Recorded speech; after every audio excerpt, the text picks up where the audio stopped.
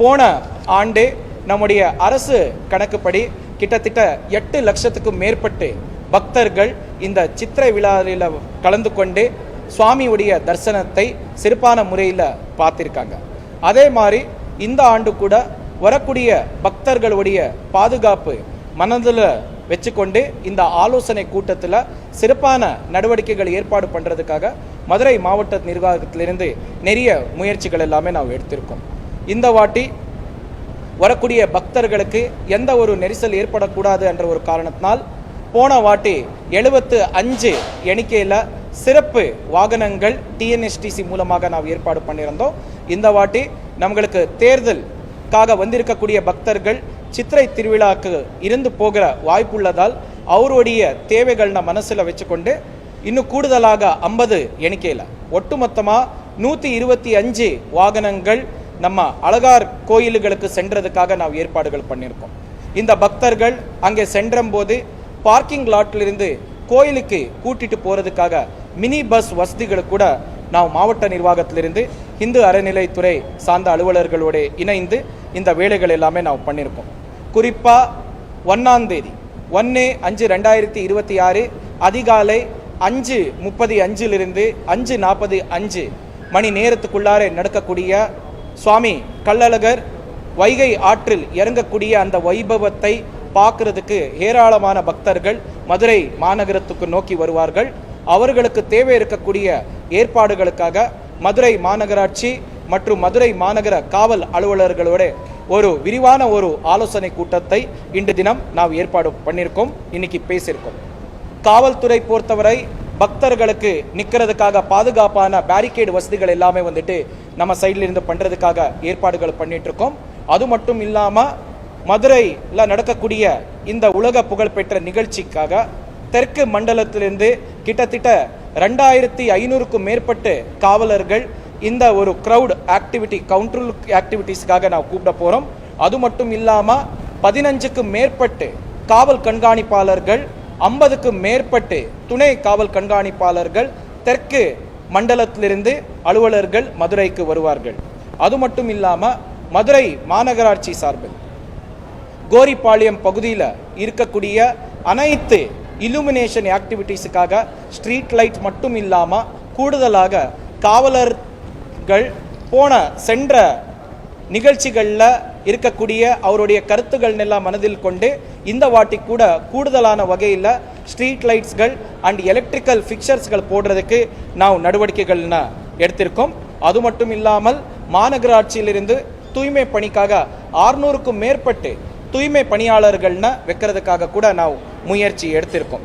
இது இல்லாமல் வரக்கூடிய பக்தர்களுக்கு கழிப்பிடம் வசதிக்காக 6 எண்ணிக்கையில் மொபைல் டாய்லெட்ஸ்கள் நாம் வைக்க போகிறோம்.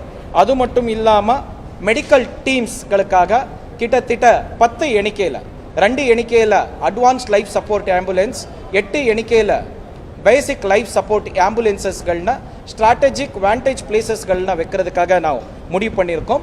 இந்த ஆம்புலன்ஸ்கள்னா கொண்டு போகிறதுக்காக இன்று தினம் காவல்துறைகளோட இணைந்து நான் ஒரு ஆலோசனைகள் கூட பண்ணியிருக்கோம். ஒரு பட்சத்தில் இந்த ஆம்புலன்சஸ்கள் வெளியே போகிறதுக்காக சில கூடுதல் ஏற்பாடுகளை கூட நாம் பண்ணியிருக்கோம். நம்ம மதுரை மருத்துவக் கல்லூரிக்கு கூட தகவல்கள் நாம் ஏற்கனவே கொடுத்திருக்கோம். அது மட்டும் இல்லாமல் நம்முடைய ஃபயர் டிபார்ட்மெண்ட் மூலமாக கிட்டத்தட்ட 50க்கு மேற்பட்டு நீச்சல் தெரிஞ்ச ரெஸ்கியூவர்ஸ்கள்னா கூட நம்ம இந்த ஆற்றுல அந்த நாள் வேலை செய்ய போகிறார்கள். அதுவும் இல்லாமல் 5 எண்ணிக்கையில் ஃபயர் இன்ஜின்ஸ்கள் 3 எண்ணிக்கையில் நார்த் ரிவர் பெட்லையும் 2 எண்ணிக்கையில் சவுத் ரிவர் பெட்லையும் கூட நான் வைக்க போகிறோம். அதுவும் இல்லாமல் கூடுதலாக இன்ஃப்ளேட்டபிள் போட்ஸ் நம்ம இந்த ஆற்றுல கூட வைக்கிறதுக்காக நாம் ஏற்பாடுகள் பண்ணியிருக்கோம். 1ஆம் தேதி சுவாமி கள்ளழகர் ஆற்றுல இறங்கும் போது தண்ணி ஏற்பாடுக்காக நம்ம நீர்வளத்துறையிலிருந்து WRD டிபார்ட்மெண்ட் மூலமாக நேற்று 24/4/2026 தேதியிலிருந்து 5 நாட்களுக்கு ஒவ்வொரு நாளும் கூட 500 கியூசெக்ஸுக்கு தண்ணி விட்டிருக்கோம். இன்னைக்கு மதினம்குள்ளாரே வைகை ஆற்றுக்கு இந்த தண்ணி முதல் தவணை வர வேண்டிய அந்த ஒரு பங்கு உடைய தண்ணி வரதுக்கு ஏற்பாடுகள் நம்ம WRD டிபார்ட்மெண்ட்லேருந்து நான் பண்ணியிருக்கோம். இது மட்டும் இல்லாமல் கூடுதலான தண்ணி வசதிக்காக நம்ம செல்லூரில் இருக்கக்கூடிய ஃப்ளட் எஸ்கேப் கேட் வழியாக கூட 150 கியூசெக்ஸ் தண்ணிகள் கூட ஆற்றுல அனுப்புறதுக்காக நாம் ஏற்பாடுகள் பண்ணியிருக்கோம்.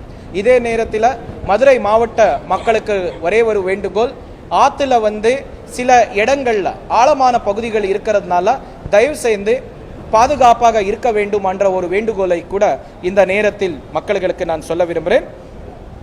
இது மட்டும் இல்லாமல் அந்த நாள் எதிர்பார்க்காத அளவுக்கு தாண்டி பக்தர்கள் மதுரை நோக்கி வரும்போது சில டிராஃபிக் டைவர்ஷன்ஸ்கள் கூட இருக்கிறதுக்கு நிறைய வாய்ப்புகள் இருக்குது. அது சம்பந்தமாக டீட்டெயில்டான ஒரு வெளியீடு மதுரை மாநகர காவல்துறையிலிருந்து டிராஃபிக் சார்பாக அது பக்தர்களுக்காக கொடுத்திருவார்கள். இது இல்லாமல் மண்டக படைகள் பொறுத்தவரை கிட்டத்தட்ட 512 எண்ணிக்கையில் மண்டப படிகள் இருக்குது. ஒரு 490க்கும் மேற்பட்டு நபர்கள் தற்போது ஏற்கனவே அவருடைய ஒரு விளம்பரமை ஒரு விருப்பமை HRNC டிபார்ட்மெண்ட்டுக்கு தெரிவிச்சிருக்காங்க. அந்த மண்டகப்படி வைக்கக்கூடிய அனைத்து நபர்கள் கண்டிப்பாக எலக்ட்ரிக்கல் டிபார்ட்மெண்ட், PWD டிபார்ட்மெண்ட் மூலமாக ஸ்டெபிலிட்டி சர்டிஃபிகேட் சான்று வாங்க வேண்டும் என்ற ஒரு கட்டாயத்தை இந்த ஆலோசனை கூட்டத்தில் கூட நாம் டிஸ்கஸ் பண்ணியிருக்கோம். அது மட்டும் இல்லாமல் நிறைய பக்தர்கள் அந்த நாள் வரக்கூடிய பக்தர்களுக்காக அன்னதானம் நிகழ்ச்சிகள் ஏற்பாடு பண்ணுவார்.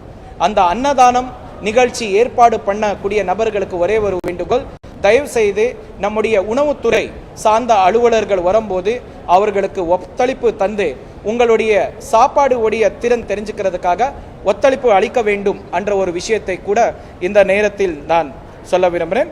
இது மட்டும் இல்லாமல் பொதுவாகவே நம்முடைய திருக்கல்யாணத்துக்கு கூட நிறைய முன்னேற்பாடுகள் நம்முடைய HRNC டிபார்ட்மெண்ட் மூலமாக கூட நான் பார்த்துட்டு இருக்கோம்.